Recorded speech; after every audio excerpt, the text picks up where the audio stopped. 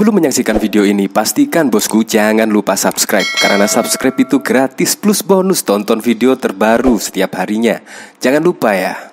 Nah, di sini yang menurut saya agak lucu ya. Nah, di sini yang saya ingat itu yaitu Denny Siregar membangun Cokro TV bersama teman-temannya lah, seperti Eko Kuntadi, Ade Armando ya. Di situ memang terlihat pada waktu lalu membangun channel Cokro TV, yaitu untuk mengawal pemerintahan Presiden Joko Widodo, kurang lebih seperti itu, dan menangkal kelompok radikal. Nah, tetapi di sini ada kabar yang sangat mengejutkan. Ada kabar yang harus saya umumkan. Per hari ini saya secara resmi keluar dari Cokro TV, channel yang saya dirikan sejak awal dan saya bangun bersama kawan-kawan dari nol sampai besar. Saya tetap ada di 2045 TV dan mungkin bikin channel baru supaya bisa bebas dan merdeka dalam bersuara. Margira, mari kita terus bersuara demi tegaknya hukum di negeri demokrasi ini. Di sini bahkan pendirinya pun juga bahkan sampai keluar ya dari Cokro TV. Entah seperti apa kira-kira besok ketika Cokro TV yang identik dengan Denny Siregar tanpa Denny Siregar. Diketahui pada waktu lalu juga Ade Armando juga sudah keluar dari Cokro TV. Bayangkan, menurut saya apa yang terjadi di sini sangat lucu sekali, dan menurut saya gara-gara apa? Gara-gara di sini, yaitu Denny Siregar mengingatkan yaitu tentang dinasti politik Jokowi. Nah, menurut saya apa yang diungkapkan Denny Siregar menurut saya sangat benar sekali. Menurut saya menurut saya pribadi sangat benar sekali. Karena apa? Karena ketika Gibran dijadikan cawapres dari Pak Prabowo Subianto, menurut saya ada kesan pemaksaan ya. Apalagi di situ juga usia dari Gibran sendiri belum cukup, yaitu minimal usia capres dan cawapres di situ adalah 40 tahun, dan di situ usia Gibran juga masih 35-36 kalau nggak salah ya. Artinya di situ Gibran tidak bisa lah mencalonkan sebagai cawapres dari Pak Prabowo Subianto. Nah, di sini ada gugatan di MK tentang usia minimal capres dan cawapres. Nah, di sini memang terkesan pemaksaan. Nah, bayangkan ketika kesan dipaksakan di sini, yaitu Gibran menjadi cawapres, kemungkinan opini publik itu sangat bervariasi dan macam-macam, dan bahkan juga rawan dipelintir oleh sebagian orang atau tokoh-tokoh politik, yaitu memframing seolah-olah Presiden Joko Widodo yaitu mau membuat dinasti politik dan lain sebagainya. Makanya di sini yaitu Denny Siregar yang mulai awal 2014 dan 2019 Denny Siregar mengawal pemerintahan Presiden Joko Widodo, ya akhirnya mengkritik lah di sini. Menurut saya sah-sah saja lah kritikan dari Denny Siregar. Menurut saya juga sangat bagus sekali lah kritikan di sini. Nah, di sini Denny Siregar mengaku videonya yang berisi kritikan terhadap Presiden Joko Widodo atau Jokowi soal politik dinasti telah hilang atau kena take down. Namun, Denny tidak menyebut secara gamblang di akun medsos mana video yang menyindir politik dinasti itu kena take down. Di sana di take down ya bersuara di sini. Tweetnya di akun X Twitter miliknya seperti dilihat pada 11 Oktober. Denny mengaku tidak terlalu memusingkan ditangguhkannya video yang monohok mengkritik Jokowi dan keluarganya.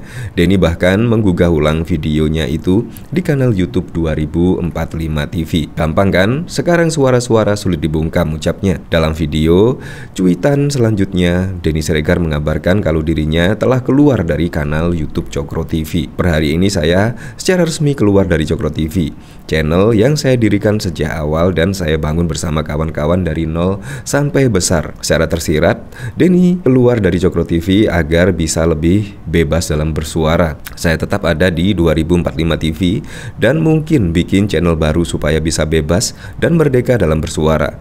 Markira, mari kita terus bersuara demi tegaknya hukum di negeri demokrasi ini, pungkasnya. Nah, dari sini akhirnya juga Denny Siregar keluar gara-gara mengkritik politik dinasti dari Presiden Joko Widodo.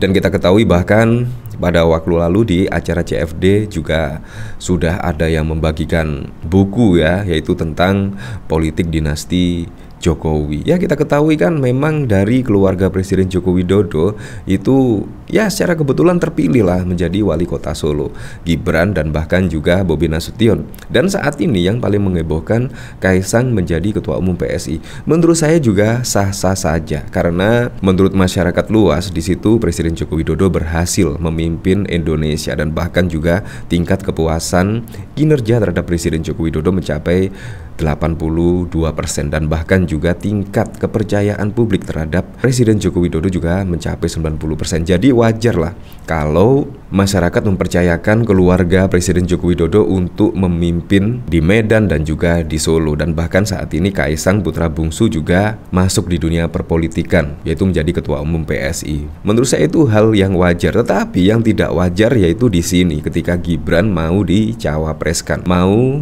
dijadikan cawapres oleh Pak Prabowo Subianto, dan bahkan juga ada gugatan usia capres di MK. Nah, di situ menurut saya yang terkesan dipaksakan dan juga dikritik oleh Denny Siregar. Menurut saya juga hal yang wajar ya, di situ ada kritikan seperti ini. Nah, bahkan di sini juga yaitu Denny Siregar ingatkan Jokowi soal dinasti politik Ade Armando Heran. Di sini pegiat medsos Denny Siregar menggugah video berjudul Surat Cinta untuk Bapak Jokowi yang isinya kritik dan mengingat atas langkah politik anak-anak Presiden Joko Widodo. Kader PSI yang juga menggeluti dunia medsos Ade Armando heran dengan Denny Siregar. Dalam video tersebut Denny Siregar mengungkit gugatan usai Capres-Cawapres di MK yang dihubung-hubungkan dengan Gibran Rakabuming. Selain itu, dia juga mengomentari soal Kaisang yang menjadi ketum PSI.